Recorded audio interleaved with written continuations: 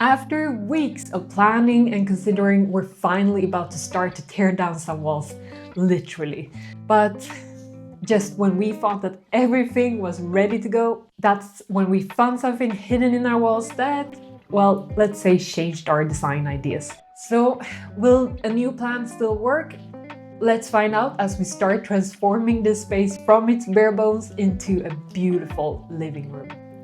I'm Linnea, and I'm an architect passionate about creating spaces that support the well-being of both people and planet. And in this series, I am renovating my own home. So let's get started. The demolition is going to start, and we're gonna begin with removing this wardrobe that is sort of the divider currently between our hallway and the kitchen.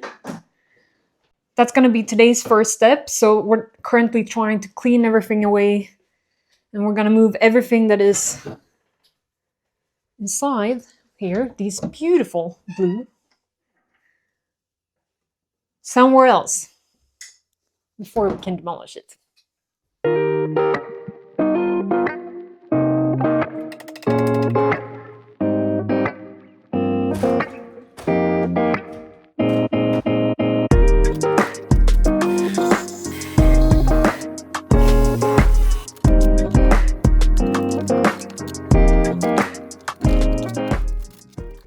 But then we hit concrete, literally. Behind the wardrobes was this load-bearing wall that we had no clue existed. So our idea to remove all of this wall between the kitchen and living room and rather just create a very minimal divider, well, that was not an option anymore. So I went back to the drawing board, I sketched out a few new ideas, and I finally landed. So let's build a thicker dividing wall, a wall that is actually wide enough to create built-in shelving into the space, because then we can store cookbooks, decor, some key items for us that just makes it a beautiful statement rather than a sore eye. And honestly, that's one of my top renovation tips. When you're renovating, you will find surprises. And when you do, instead of trying to work against them and trying to stick to your original plan and idea, work with it. Reconsider your plans. Try to understand, okay, what does this actually mean? Could this be a design feature? Often this is when we find these really unique solutions that in the end, many times actually make the space. So work with the surprises that you find. So with the new plan in place, we finished demolishing the rest of the wall.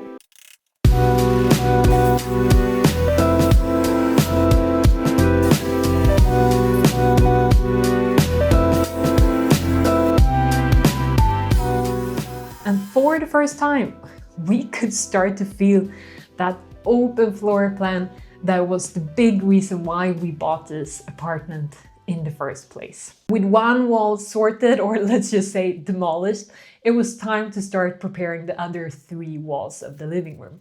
So I started by just removing all the old wallpaper before I began using some wall compound to just patch up all the holes. There's a lot of holes, and it doesn't need to be perfect, because after I had patched and sanded, we were going to apply this product called renovation wallpaper.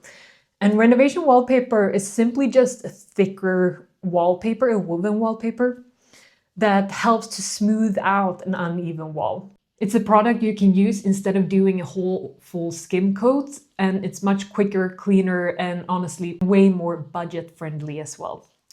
So a few hours of work and obviously a little swim break in between, we were done with all the walls and it was ready to get painting. To finalize the exact paint color, I did a couple of different samples and then I tried to watch them throughout the day in different lights. And after some back and forth, we landed on this one. So 2 days and a lot of paint spraying later, we were finally done. We ended up with this neutral tone, partly because we don't plan to stay in this apartment long term. So a bold color might be very exciting, but it might make resale harder. So instead, we'll be bringing in a lot of color through the furniture. So now I'm moving on to the ceiling. And as some of you might already know, we have had some major issues with cigarette smell in this apartment. The previous owner smoked inside, and let's just say that it doesn't smell so nice in here. So today I'm first cleaning the ceiling to get rid of all the oily nicotine, and then hopefully I managed to do 2 coats of the isolation paint. It's a paint that seals in all the smell and hopefully will just make this room feel so much brighter and calming. With the ceilings and the walls done, I only had one job still left, and that was to install all the flooring. Joachim was busy framing out our new dividing wall, so I tackled the floors solo. Thankfully, the oak flooring was really easy to click into place, and over 3 days I installed it bit by bit. And finally, we could begin to move in our first pieces of furniture. The dining table was the first piece, and it's a very special one as one of our friends have DIY'd it. And to go along this table, we're actually going to replace these black chairs with some new chairs that we will paint in a very bold blue color. I also rolled out our rug, and this piece is from Nordic Knots that we got secondhand from their showroom. And that is also a pop of color that we wanted to bring in, and as soon as we did, the whole room just got so much more vibrant and warm. So I'm starting to feel ready to get everything else in place. It will take a little time. We need to do some DIYs. We need to get a couple more of the pieces, and then I can't wait to show how everything will be brought together. So if you don't want to miss that, do consider subscribing to my channel. And if you did enjoy watching today's video, do give it a thumbs up. I really appreciate it and it helps me a lot.